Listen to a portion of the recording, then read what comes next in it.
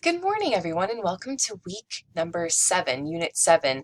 I'm really excited to see all of the work that you've done last week. Thank you so much for completing those library appointments. I'm very appreciative of the close reading that you've done with the sources that you've come up from those appointments. And I also wanted to say thank you very much for your comments on our collaborative reading for last week, which was Shanna Tyen's Vacation Memories Marred by the Indelible Stain of Racism, which is an essay that will appear in the Best American Travel Writing for 2020. One of our course objectives is to identify particular audiences and appropriate rhetorical moves, strategies, or responses, also to account for multiple perspectives in our readings. And so this particular essay, I think, really speaks to both of those objectives here, where you were discussing the ways in which, like logos, ethos, and pathos, the different appeals as we know them to be using different kinds of logic, as in the different kinds of sources, using different kind of ethos, as in using the sort of background or the empowerment of the writer, and pathos, the kind of emotional appeal that someone might use to convince the audience that this, for example, the situation was extremely offensive and also sort of emotionally scarring for the family. Ileana, thank you for your comment that really spoke to how, in fact, an emotional appeal works in writing. Again, this is a sort of reflective piece, not dissimilar from the autoethnographies that we began our class with. And you were able to locate where, in fact, some of that ethos, that emotional driven writing impacted the reader. And you said, I'm going to be honest, after reading this line, I was no longer able to keep my composure. So really reflecting on how the writing makes you feel. This could be easily viewed as an emotional appeal by the way it really gets you so worked up. It did for me anyway. Of course, I get that there were seats reserved only for the elderly and disabled, but then she adds that there were already 3 empty seats in the front. Not only that, but why was her family the only ones who were confronted? What difference would it have made had the bus driver asked any of the other white families to move? Whether or not this counts for emotional appeal, I still felt the need to mention it because of how it really struck me when I read that. The bus driver's wrongdoing was completely irrational. I was under the impression that this had taken place quite some time ago, but to my surprise, this happened last year. You would think that 64 years later, things would change. 64 years, civil rights movement. But unfortunately, it hasn't. And serious situations like these are progressively getting worse. It is ignorant and it's not fair for those people. Thank you, Ileana, for those observations. I also wanted to point out something that Miriam highlighted for us in the paragraph. I turned around and looked at the other predominantly white passengers on the bus, many of whom had high-fived us and cheered us along the trail. Remember, they just had hiked the Cedar Ridge Trail. And only to meet averted gazes and choked throats. No one wanted to confirm what I knew my family was experiencing. No one wanted to risk demonstrating any active expression of empathy. Until shortly after we pulled away from the bus stop, one white woman rubbed my hand, looked at me remorsefully, and got out of her seat, gesturing for my oldest daughter to sit down with the 2-year-old. So Miriam, you said this paragraph could be seen as another ethical appeal because everyone on the bus knew that racism was taking place, but no one wanted to do anything about it. You said it was easy for them to high-five each other along a trail, but to show any empathy while you're seeing those same people experiencing racism, they opted out the bystander way, which is basically as bad as being the one doing the racist actions. I'm glad at least that one lady helped them out with a small gesture to show that she sees them and cares. Thanks to Zaina, who replied and sort of talked about the actual psychological presence, a precedent for this kind of action, which you cited in the bystander effect, which is, as you mentioned, a psychological theory of apathy. So the more people that are present at an event, such as a bullying or racist comment in a larger group, the less likely someone is to incline to act upon that racism and in fact to deny it. So thanks for pointing that out. That was really insightful there. Really, really great comments. And finally, I'm going to end on Davian's comment. He highlighted the paragraph. We got back to the top of the trail as a family, proud and grateful for the opportunity to see one of the 7 natural wonders of the world. Little did we know at the time of the racism that awaited us on the bus. Racism that elated our spirits weren't prepared to receive, yet our subconscious minds feared could be a possibility. Racism that would intrude upon our experience, seeping into the cracks of our joy and tainting the memory of our family vacation.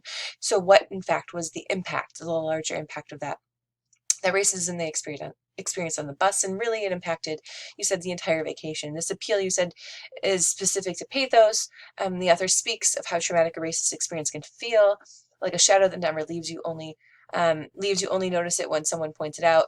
Speaking from personal experience, in the heat of the moment, it doesn't feel like it's racist incident. And in hindsight, it becomes something that takes over your conscious mind and repeats in your mind over and over.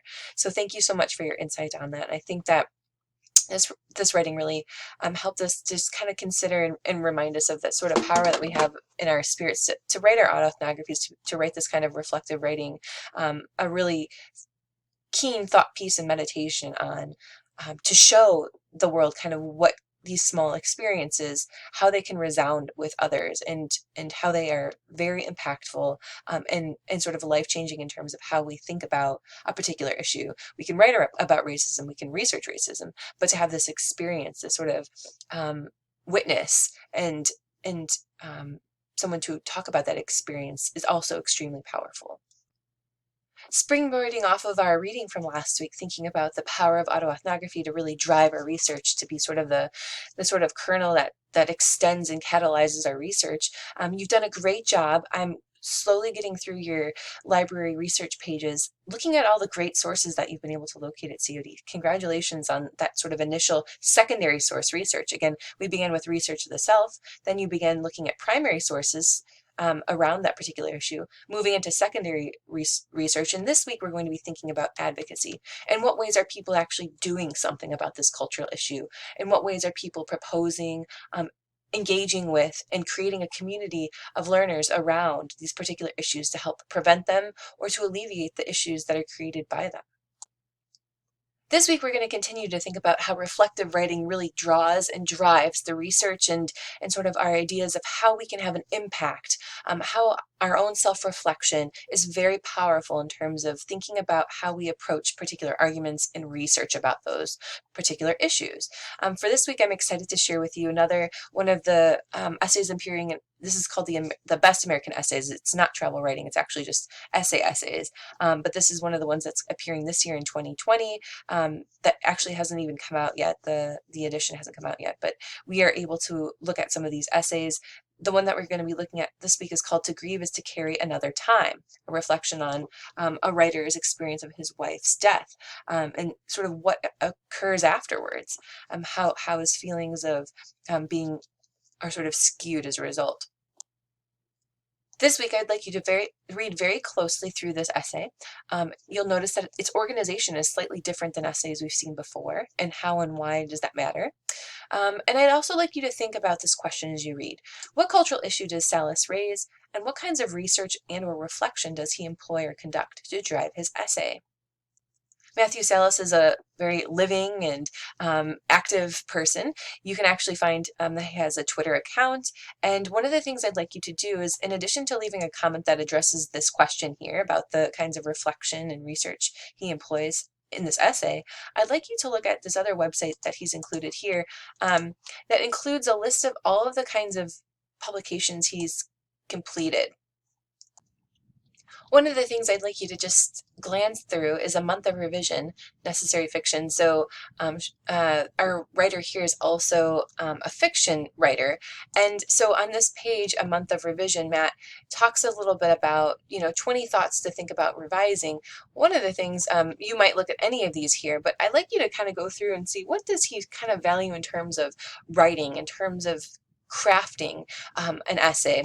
And do you notice he has here like valuing nouns and verbs, and adjectives, and especially adverbs? Avoid using the word when possible. A lot of this has to do with using the right action verb.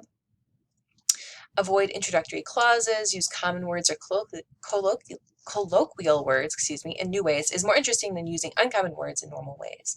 Avoid begin or start or intermediate actions. Just write, I sing, he walked, he went to the door. The other one I like is that he says, value consonants and assonants over alliteration. Some of these things you might have to look up, but Anyways, these are all kind of strategies that he's crafted, the things that he follows when he writes his fiction or when he writes his essays. So some things to keep in mind, in each paragraph, look at opening sentences and last sentences in particular. It is important what goes where. Things that will come back in the future should go in the middle generally. Important things in that moment should go at the beginning or end. I want you to kind of look through some of these strategies and see if you can locate any of these strategies in his particular essay. For example, is there any backstory in his essay? Can you find any kinds of history or precedent set by the essay that he's writing? Do you see any examples of a metaphor relevant to the story? Does he have any metaphors in his essay? Does the length match the reach? So what about the length of his essay? He's very careful about crafting, using numbers to kind of elaborate upon how far and how long his essay continues.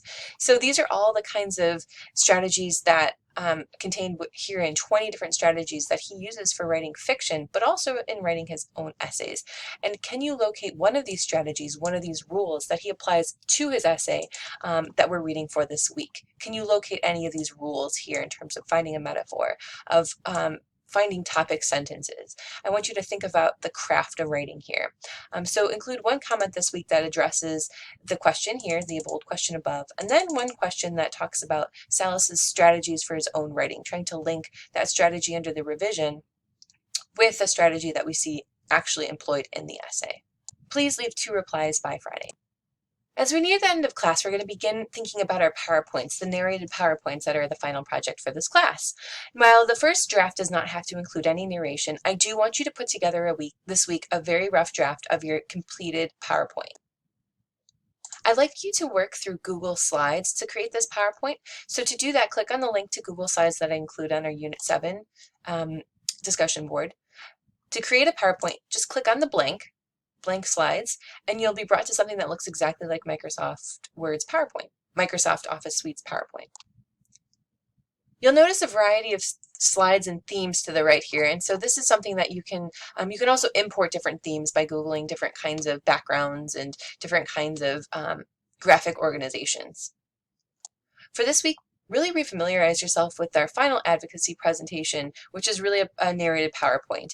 And what exactly you need to include on each slide is included here in the prompt. I even explained to you how many slides you should perhaps include for each of these different parts of your essay, your narrated PowerPoint. The one that you are still probably going to be working on and need to think about this week is something we haven't looked on before. You've done your primary research, you've done your secondary source research. The last thing I'd like you to do is to look into what currently in our particular nation, in our particular city or state, is being done to help alleviate the problems that are caused by your cultural issue. Some of the things that you might include, and again, using Google is fine here, but to become familiar, to do a little research in terms of what exists out there, what kinds of organizations, what kinds of advocacy groups. For example, I give you this information above. If I were to think about the language gap for Latinx students in elementary schools, I might locate the issue by looking on GovTrack. GovTrack is a great way to kind of see what is currently happening in terms of supporting the Congress in terms of passing certain bills. And what you can do is you can search for certain terms, and this again won't be relevant to everyone's cultural issue, but you can kind of see what's out there, what's happening in terms of providing for resolutions to these issues. While this particular bill doesn't have anything to do specifically with speaking or language gap in elementary schools, you do find something that's somewhat related about recognizing Hispanic Heritage Month. Again, this might not be something that you necessarily focus on or include, but it's something to know that is on the radar, which I think is helpful. Here you can read the full text of the document here of the proposal.